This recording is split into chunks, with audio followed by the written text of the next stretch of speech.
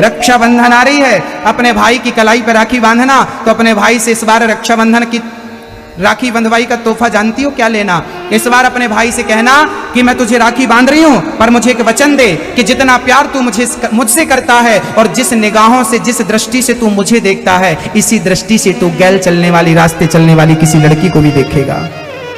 रास्ते से गुजरने वाली हर लड़की को तू इसी दृष्टि से देखेगा जिस दृष्टि से तू मुझे देख रहा।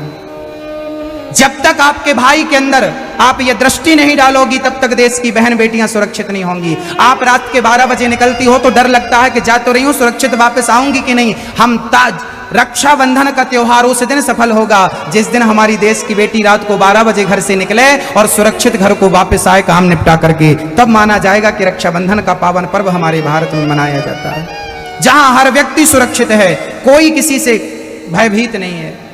हाँ, कलयुग तो आज उल्टी गंगा बहा रहा है, कलयुग तो आज उल्टी गंगा बहा रहा है। भारत की प्यारी बहना, तुम सावधान रहना, क्योंकि पापी भी हाथों अपने राखी बंधा रहा है। कलयुग तो आज उल्टी गंगा बहा रहा। तब एक ही था रावण और एक ही थी सीता, अब हर गली में रावण सीता चुरा रहा है। कलयुग तो आज उल्टी गंगा बहा रहा है। अपने आप को आप ही बचा सकते हो, कोई नहीं बचा। इसलिए कृपया ध्यान रखिए, स्ट्रांग बनिए, मजबूत बनिए। आप पर कोई उंगली ना उठाए, आप पर कोई आंख उठाकर ना देखे, ध्यान देना इस बात। भगवान श्री कृष्ण का दूसरा विवाह, भगवान जी ने जामवंत जी से 27 दिन तक युद्ध किया। 27वें दिन भगवान ने 28वें दिन पछाड़ दिया। जामवंती जी चरणों में गिर पड़े, भगवान ने विवाह संपन्न किया। दूसरा विवाह जाम्बवती से। भगवान का तीसरा विवाह संपन्न हुआ है सत्यभामा से। चौथा विवाह भगवान का यमुना महारानी से। पांचवा विवाह भगवान कृष्ण का उज्जैन में हुआ है मित्रविंदा से। छठवां विवाह भगवान का हुआ है सत्या से, नागनजिति से। सातवां विवाह भगवान का भद्रा नाम की कन्या से। आठवां विवाह लक्ष्मणा से भगवान का संपन्न हुआ। भौमासुर नाम का एक दैत्य था, उस राक्षस ने 16,100 कन्याओं को बंदी बना रखा था और 16,100 कन्याओं पर अत्याचार करता था। तब उन कन्याओं ने खत लिखकर भगवान को याद किया, भगवान ने भौमासुर को मारा। जेल से 16,100 कन्याओं को भगवान ने आजाद किया और कहा कि जाओ अब अपने अपने घर किराया खर्चा हमसे ले लो। उन कन्याओं ने कहा कि प्रभु आपके दर पे आ गई हूँ, अब कहीं और जाना ना पड़े, ऐसी कृपा करो।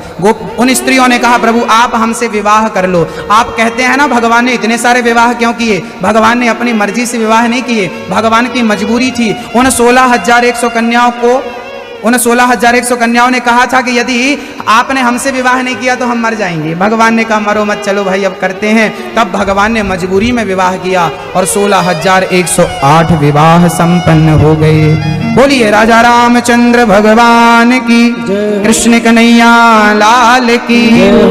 भगवान के इतने सारे विवाह हुए मजबूरी में। हर रानी के गर्भ से एक बेटी और 10 बेटा हुआ। इतना बड़ा परिवार, फिर भी टेंशन फ्री रहते हैं भगवान। और यहां एक करने वाला रोता है साहब।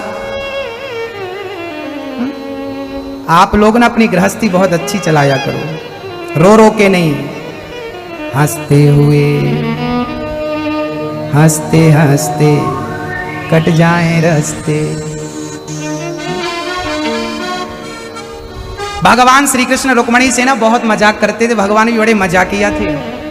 भगवान ने एक दिन रुक्मणी से कहा क्या जरूरत थी तुमको हमसे शादी करने की, शिशुपाल से कर लिया होता।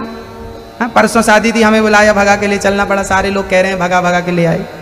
हाँ, शिशुपाल से। अब रुक्मणी जी, बड़ा अद्भुत प्रसंग है, रुक्मणी जी मूर्छित होकर गिर पड़ी, बड़ा अद्भुत।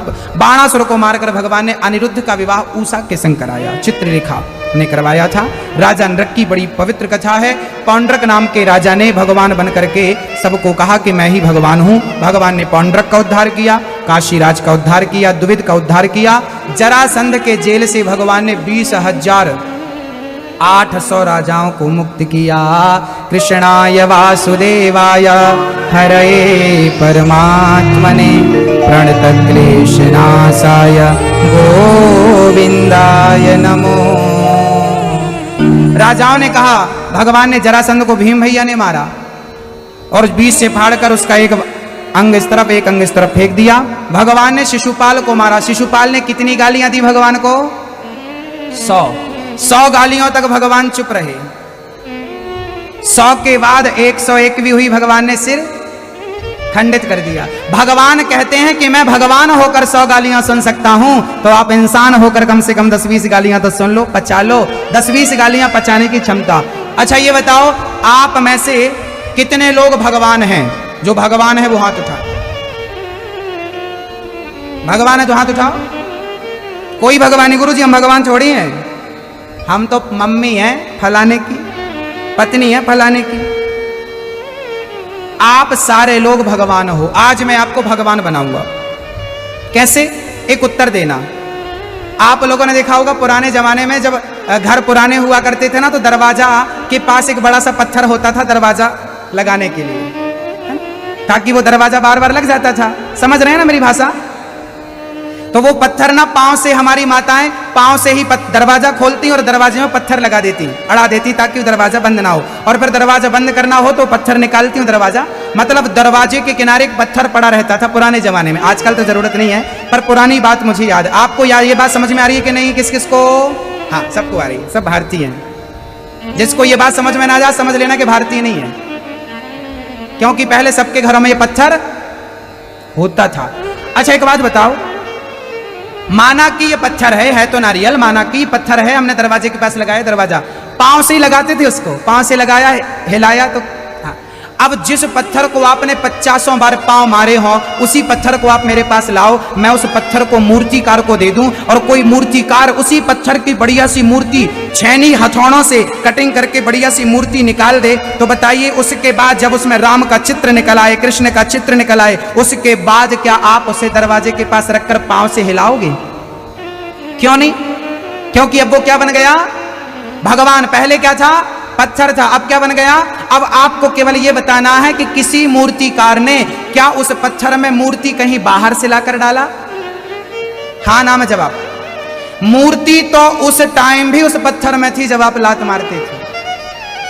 हर पत्थर के अंदर एक मूर्ति छिपी होती है। जब तक उस पत्थर को कोई मूर्तिकार ना मिले छेनी हथौड़ों से, जब तक बाहर का आवरण ना हटाए, तब तक कोई मूर्ति प्रकट नहीं होती। जैसे हर पत्थर में भगवान छिपा होता है, बस बाहर का आवरण हटाने की जरूरत है, ऐसे हर मनुष्य के भीतर, हर दिल में कृष्ण छिपकर बैठा है, केवल बाहर के आवरण हटाने की जरूरत है। काम, क्रोध, लोभ, मोह, अहंकार जिस दिन हटा दोगे, उस दिन वो कृष्ण जो अंदर छिपा बैठा है प्रकट हो जाएगा। ईश्वर को कहीं बाहर से लाकर डालना नहीं पड़ता, वो ऑलरेडी अंदर होता है। आपके अंदर काम, क्रोध, लोभ, मोह, मत्सरता, ये चीज आवरण ढक लेती है। पत्थर के बाहरी भाग ने मूर्तिकार ने छेनी से साफ सफाई करी, निकल आई ना भैया, बस वो कृष्ण आपके मन में। इसलिए विद्वान लोग कहते हैं एक शांति से बैठ जाइए, जरा शांति से बैठ जाइए, रीढ़ की हड्डी सीधी करो, कर लो रीढ़ की हड्डी, और दोनों नेत्र जरा मूंद लो। और जैसा जैसा आप कहती हो मेरा मन बहुत भटकता है, आप लोग कहते हैं मेरा मन, मैं आपको ध्यान की एक विधि समझा रहा हूं। ध्यान कैसे करना है भगवान का, जरा सभी लोग रीढ़ की हड्डी सीधी करिए और पालथी मार कर बैठिए, और बहुत प्रेम से नेत्र बंद कर लीजिए और हाथ जोड़ लीजिए, और कल्पना करिए कि भगवान मेरे सामने हैं। जब मैया यशोदा दही, अब दर्शन करिए भाव से कि मैया यशोदा दही मंथन कर रही है, और दही मंथन जब भगवान के लिए किया तो मैया ने गोद में बिठाकर कन्हैया को अपने हाथ से मक्खन खिला रही है। आप दर्शन करिए भगवान किस प्रकार मक्खन खा रहे हैं। आप जरा भाव बनाइए कि देखिए भगवान के मुंह पे मक्खन लगा है और वो खा रहे हैं, उनके बालों का जूड़ा बंधा हुआ है और सुंदर से उनके घुंघराले से बाल हैं, सुंदर सी नेत्र, सुंदर सी आंख, कटीली सी, सुंदर सी मुस्कान, सुंदर से गाल, गले पे सुंदर सी माला पड़ी है, और मुकुट पर मोर का पंख लगा है। माँ यशोदा दही मक्खन खिला रही है। तो कल्पना करिए कि भगवान श्री कृष्ण मिट्टी उठाकर यमुना के किनारे मिट्टी खा रहे हैं। मैया बोली च्योरे लाला तैने माटी खाई, अब कन्हैया छोटा सा अपना मुंह हिला रहे हैं, ना मैया मैंने माटी ना खाई। इसका दर्शन करिए, भाव बनाइए कि वहां पर आप भी दूर खड़े होकर, जब मैया पूछ रही है च्योरे लाला तैने माटी खाई, तो आप अपने आप को वहीं महसूस करिए कि आप भी वहीं हैं। आंख बंद करके कल्पना करिए आप दूर खड़े हैं और आप कृष्ण को देख रहे हैं।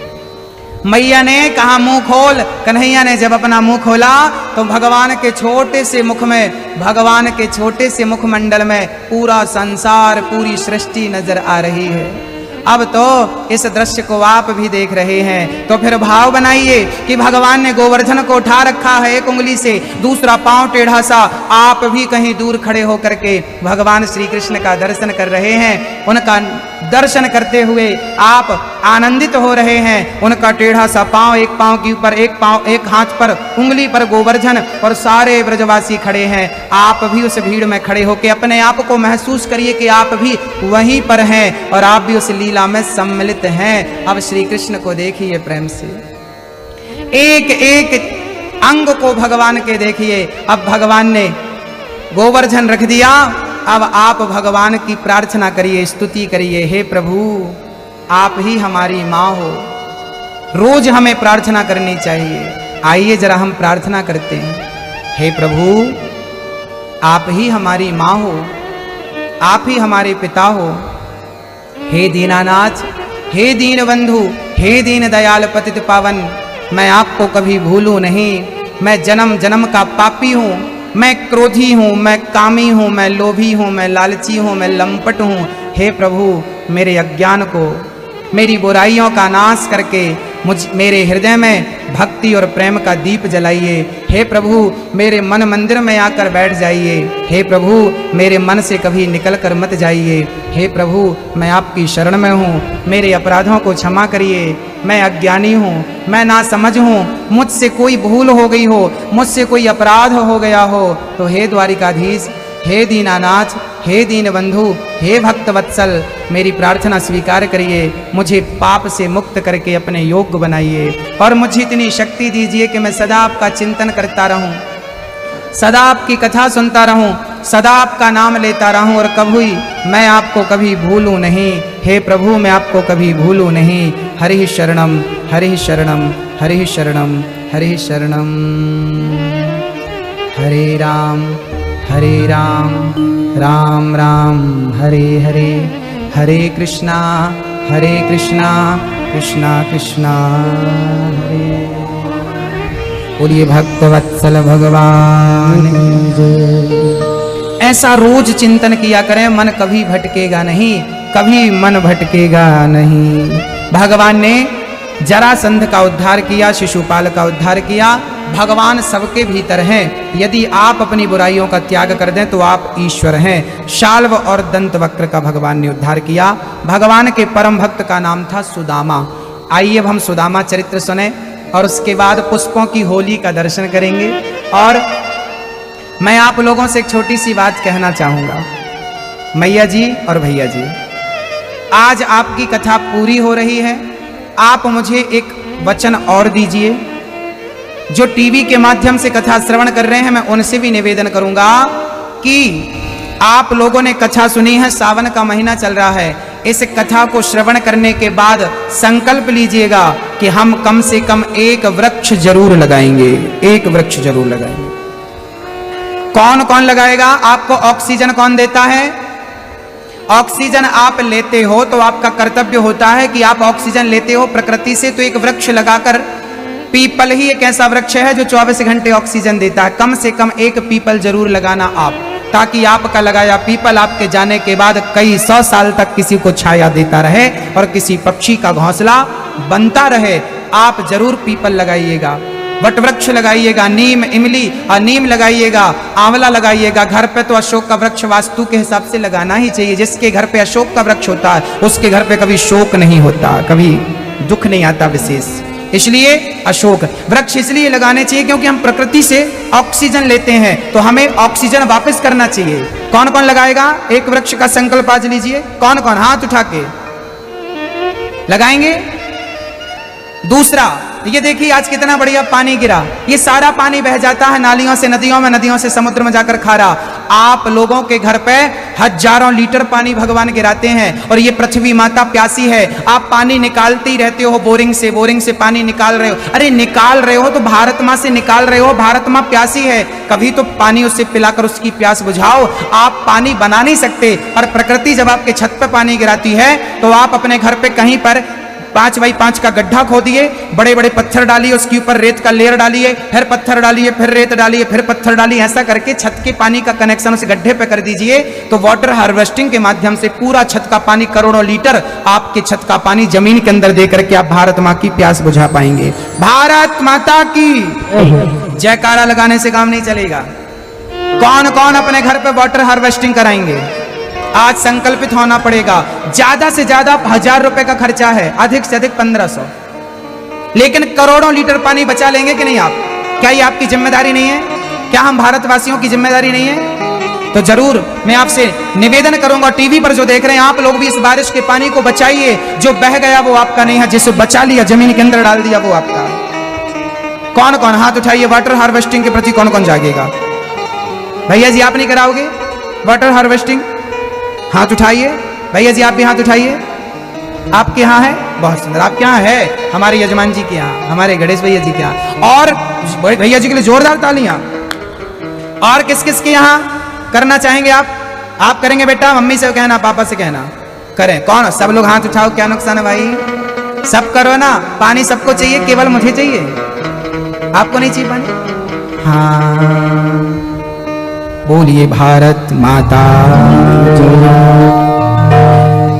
कुछ भक्तों ने वृंदावन में जो वृद्धाश्रम बन रहा है, उस आश्रम के निर्माण के लिए अपना योगदान दिया है।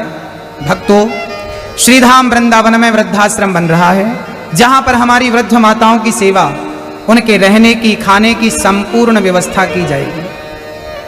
आज कथा पूरी हो रही है टीवी पर। अब इसके बाद 19 अगस्त, 18 अगस्त से वृंदावन में कथा है, जिस कथा में 18 से 24 तक ब्रज 84 को उसकी परिक्रमा लगाई जाएगी। 24 तारीख का वापसी का रिजर्वेशन आप लोग करा लीजिएगा। 18 से 24 की कथा रहेगी, उस परिक्रमा में आप सम्मिलित हो सकते हैं और श्रीधाम वृंदावन की और पूरे ब्रजमंडल की परिक्रमा लगाकर पुण्य का लाभ ले सकते हैं। साथ ही वो कथा 19 अगस्त से टीवी पर साधना चैनल पर आएगी। कौन कौन देखेगा घर बैठ करके? जो नहीं आ पाए वो घर में बैठकर उस कथा को देखें। परिक्रमा का दर्शन कथा से मोबाइल टीवी के माध्यम से होगा। मोबाइल पर भी कथा आएगी यूट्यूब पर। हमारे भैया जो वृंदावन में वृद्धाश्रम के लिए सहयोग करना चाहते हैं, मैया जी, भैया जी, माँ आपकी ही है, सेवा आपको ही करना है। यदि आपका थोड़ा सा योगदान मिल जाए तो मेरी वृद्ध माँ वृंदावन में हंसती मुस्कुराती रहेगी। आपका योगदान थोड़ा सा ही सही किसी माँ की होठों पे मुस्कान दे सकता है। इसलिए आप जो टीवी चैनल पर कथा देख रहे हैं, आप लोग 21,000 रुपए दे करके, यदि आपने 21,000 रुपए दिया तो वो 21,000 वृद्धों के नाम से जमा होगा और उसी के ब्याज से जीवन भर एक माह की दोनों टाइम के भरपेट भोजन की व्यवस्थाएं चलती रहेंगी। ईश्वर ने योग बनाया है तो एक माह को दोनों टाइम का भोजन आप दे सकते हैं। अन्न का दान सावन के महीने में कर सकते हैं। इसी से शंकर जी खुश होंगे, मुझे लगता है। और वो माँ आपकी माँ है, मेरी माँ है। हम सब मिलकर काम करें ना, हम सब मिलकर कुछ अच्छा करें, अच्छा सोचें। भगवान आपका कल्याण करें, मंगल करें। हमारी मैया के लिए भी जोरदार तालियां। भगवान के परम भक्त सुदामा के पास भगवान खुद पहुंच गए भिखारी बनकर। सुशीला से कहा भिक्षाम देहि। सुशीला ने कहा मैं गरीब हूं, मैं आपको कुछ दे नहीं सकती, कुछ नहीं दे सकती मैं आपको, क्योंकि मेरे घर गरीबी ने जन्म लिया। भगवान ने कहा तेरे पति के मित्र द्वारिकाधीश हैं, द्वारिकाधीश के पास अपने पति को भेजती क्यों नहीं? आज पहली बार पता चला। सुशीला ने कहा आपके मित्र द्वारिकाधीश हैं, जाइए मित्र से मिलकर आइए। सुदामा जी बोले बिना उद्देश्य के कैसे जाऊं, दर्शन तो यहीं से हो जाता, कुछ मांगने की चाह नहीं है। सुशीला बोली दर्शन ही कराओ, दर्शन। 4 मुट्ठी चावल बांध कर दे दिया सुशीला ने। 4 घर से उधार मांग कर लाई कि मैं उधार ले रही हूं, समय आने पर चुका दूंगी। चले श्याम सुंदर से मिलने सुदामा, चल पड़े कन्हैया की चाह मन में लेकर सुदामा जी। और जब चलते चलते चलते चलते पांव में कांटे और छाले पड़ गए, तब सुदामा जी हरे कृष्ण हरे कृष्ण हरे कृष्ण कहते कहते एक पेड़ की छांव पे बैठ गए। उसी क्षण भगवान स्वयं गाड़ी लेकर पहुंच गए। बाबा कहाँ जाना है? भैया मुझे द्वारिका जाना है। अच्छा मैं भी वहीं जा रहा हूं। देखिए चलना हमारा काम है, मंजिल तक पहुंचाना खुद द्वारिकाधीश का काम है। जब सुदामा जी गाड़ी पर बैठे, भगवान उन्हें देख रहे हैं।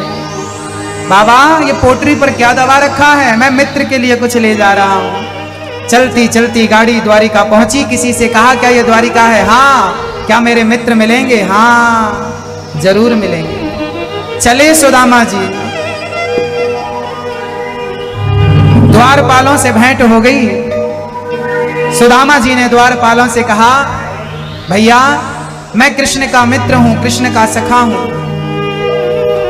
मिलने आया हूं,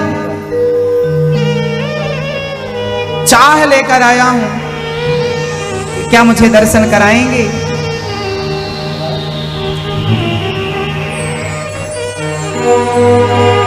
मित्र की मित्रता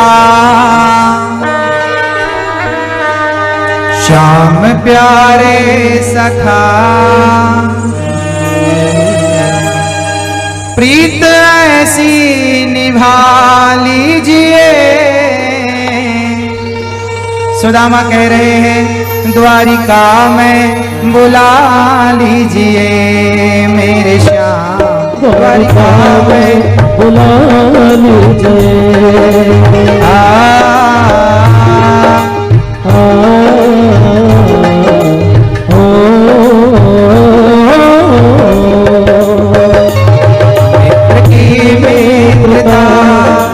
प्यारे सखा प्रीत का धाम भा लीजिए, द्वारिका में बुला लीजिए मेरे श्याम, द्वारिका में बुला लीजिए। अब सुदामा जी द्वारपालों के पास पहुंच गए। भैया मुझे कृष्ण से मिला दो, कृष्ण का दर्शन करा दो, एक झलक दिखा दो। द्वारपालों ने कहा तुम जैसे बहुत आए, चलो यहां से। सुदामा ने कहा भैया एक बार द्वारिकाधीश से जाकर कह दो कि बचपन का मित्र आया है, कहना कि सुदामा आया है। जब द्वारपालों ने नहीं सुना तब सुदामा को लगा कि बचपन में मित्रता हुई थी, पता नहीं कृष्ण को अब तक याद है या नहीं, मुझे पहचानता है या नहीं। सुदामा को लगा पता नहीं वो मुझे पहचानेगा या नहीं। सुदामा जी वापस जाने लगे। वापस सुदामा जी जब जाने लगे तो द्वारपालों को मन में विचार आया कि देखो बाबा सुनो, वापस मत जाओ, मैं एक बार तुम्हारा संदेशा द्वारिकाधीश तक पहुंचाता हूं। चल पड़ा द्वारपाल। याद बचपन की करे के कन्हैया, रात दिन तेरे दर्शन को तरसा, रात दिन तेरे दर्शन को तरसा। आस रुकती नहीं रोके, नैनों से ये आंसू को बरसा, नैनों से ये आंसू को बरसा। कृपा करके था मेरे प्यारे बाबा। अब द्वारिकाधीश द्वारपाल से कह रहे हैं द्वारपाल क्या हुआ, क्यों परेशान हो? द्वारिकाधीश अपने आसन से खड़े हो गए। भाई क्या हुआ? द्वारपाल ने कहा प्रभु एक आदमी आया है। क्या नाम है उसका? कह दिया द्वारपाल ने। शीश पगा न झगा तन में, अही जान को आहि बसे के ही ग्रामा। धोती फटी सिलटी दुपटी, अरु पायो पासन की नहीं सामा। भगवान आगे की लीलाएं करते हैं। भगवान एक दिन कुरुक्षेत्र में गए हैं, जहां भगवान अपनी गोपियों से और अपनी मां यशोदा से भेंट करते हैं। भगवान गोपियों से बिछड़ने के 100 वर्षों के बाद आज पहली बार भगवान ने गोपियों से भेंट की है, मां यशोदा से भेंट की है। भक्तों, इसके बाद भगवान देवकी के 6 मरे हुए पुत्रों को, जिसको कंस ने मार दिया था, उन्हें भगवान ने वापस किया। संतों का अपमान करने वाले सांब का भगवान, सांब पेट में कपड़ा बांध कर गया और उसका अभी बैठिए, सांब संतों का अपमान कर रहा है कि मेरे पेट में बेटा है या बेटी, आप बताओ। संतों ने कहा मूसल है, तेरे वंश का नाश करने वाला। कपड़ा हटाकर देखा, मूसल निकला, चूर्ण करके उसे फेंक दिया गया। बाद में पटेरा नाम की घास हुई, एक कील मछली ने निगल लिया, बहेलिये ने उस मछली को मारकर वो पाण के अग्रभाग में लगाया। दत्तात्रेय जी के 24 गुरुओं की कथा भागवत में बहुत बढ़िया है। दत्तात्रेय जी के गुरु कितने हैं? 24 गुरु। पृथ्वी को गुरु बनाकर उन्होंने सीखा सहनशीलता कैसी होती है।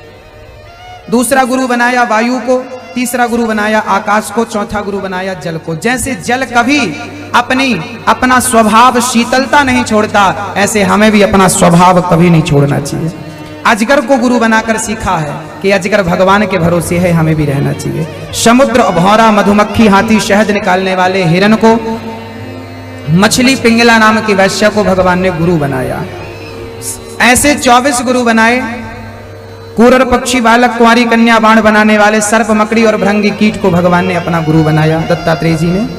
प्रभास क्षेत्र में सारे यादव गए हैं और आपस में शराब पीकर लड़कर उन्मत्त होकर मारे गए।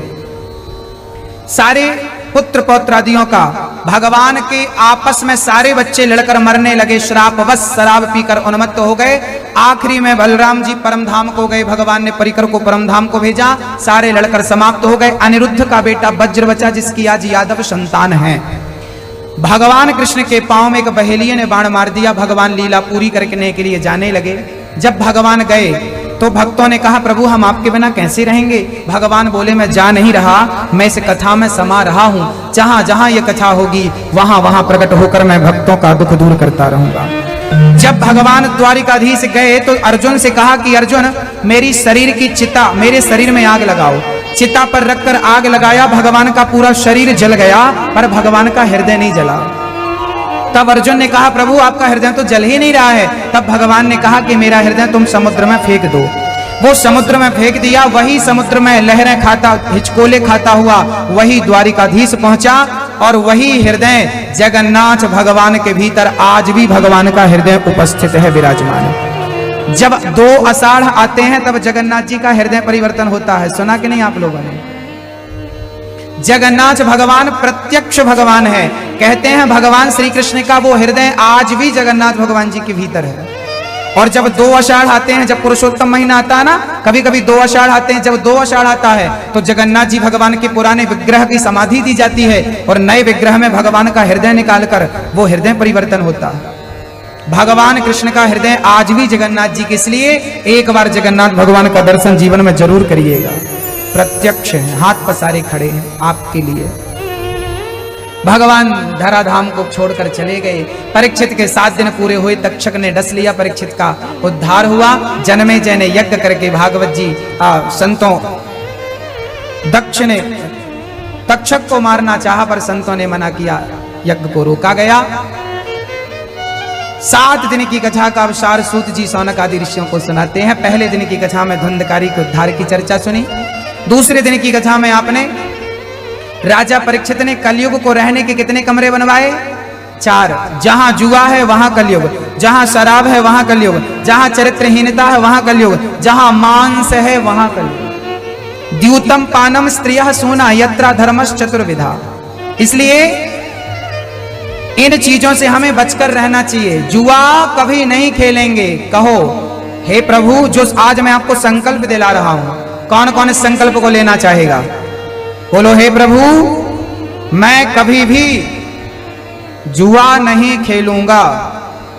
हे प्रभु, मैं आपको साक्षी मानकर प्रतिज्ञा करता हूं शराब कभी नहीं पीऊंगा।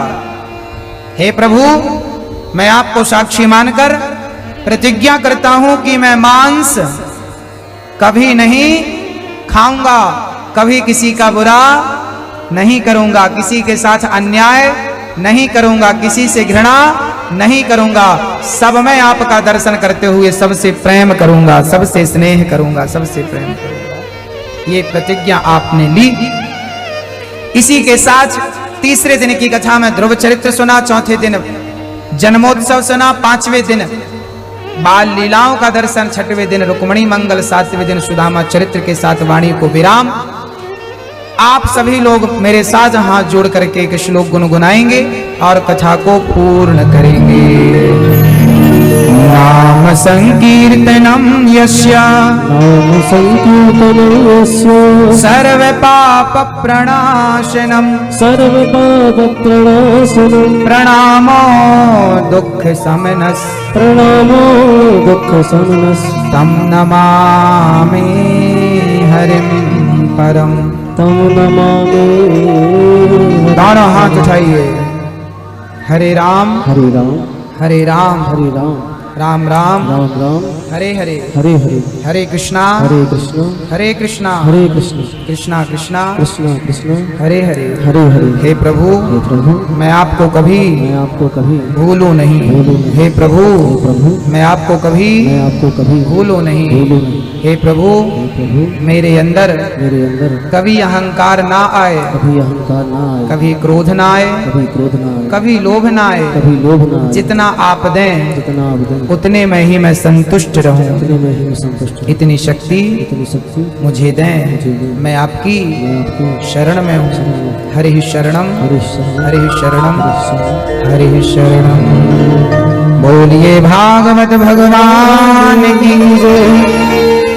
धर्म की जय हो। अधर्म का प्राणियों में सद्भाव रहो। विश्व का गौ माता की जय हो।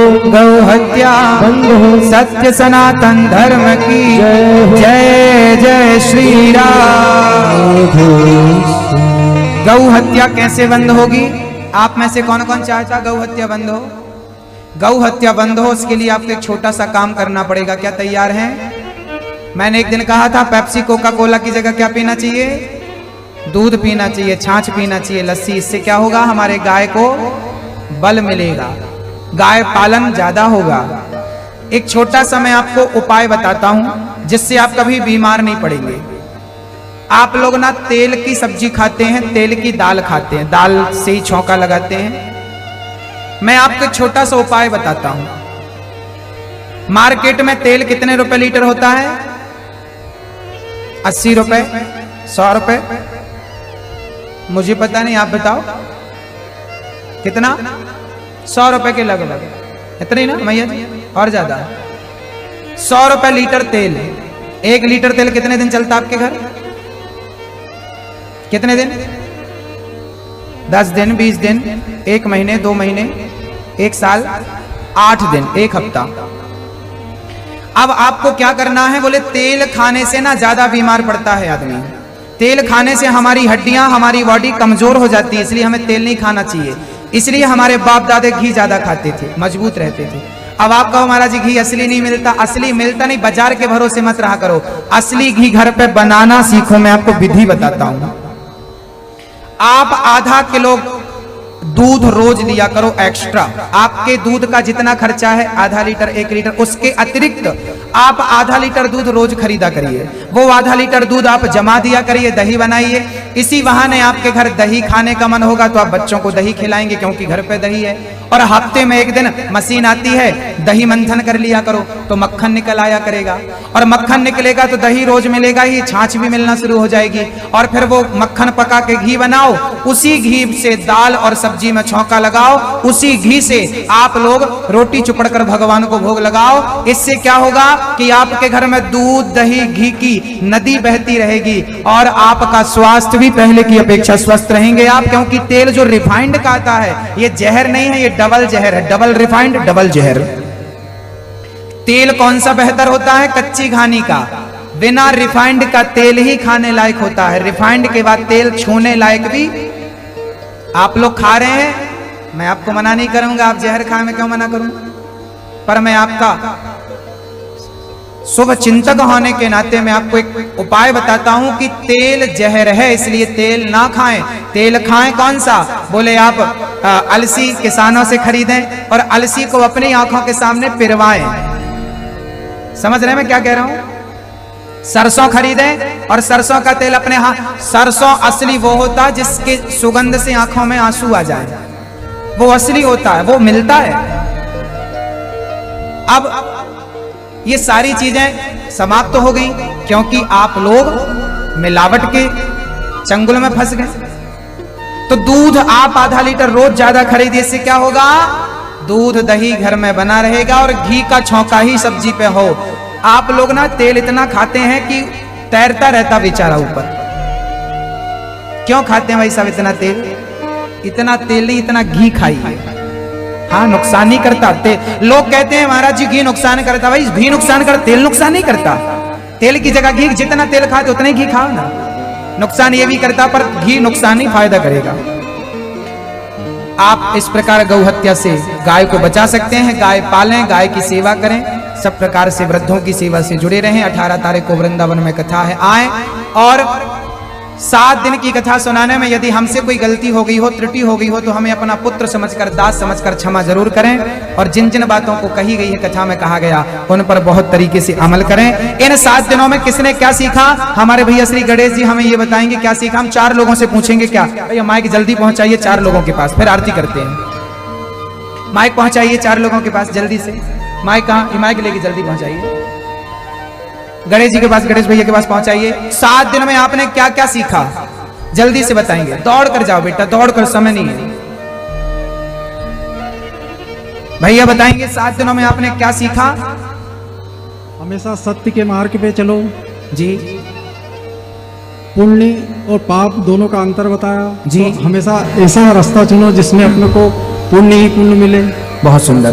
और सब परिवार भाइयों सबको ऐसा प्रेम से ऐसा रास्ता चुनो कि अपन प्रेम से रहें, एक साथ रहें। बहुत सुंदर, बहुत बढ़िया। शराब जुआ इससे दूर रहो। अपना चरित्र जो है वो बचा के रखो। चरित्र जो है उसका अपन उसको चरित्र खराब होने को उसको धो नहीं सकते। जिस तरह कपड़े में दाग धुल जाता है, चरित्र का नहीं धुलता। बहुत बढ़िया, हमारे भैया जी ने सार सार समझ लिया। आप बताइए क्या सीखा? भैया के पास ये माथे पर फूल लगा है इनके, बताइए जल्दी जल्दी बताइए क्या जिसने सीखा हो इन 7 दिनों में क्या सीखा आपने, क्या समझा?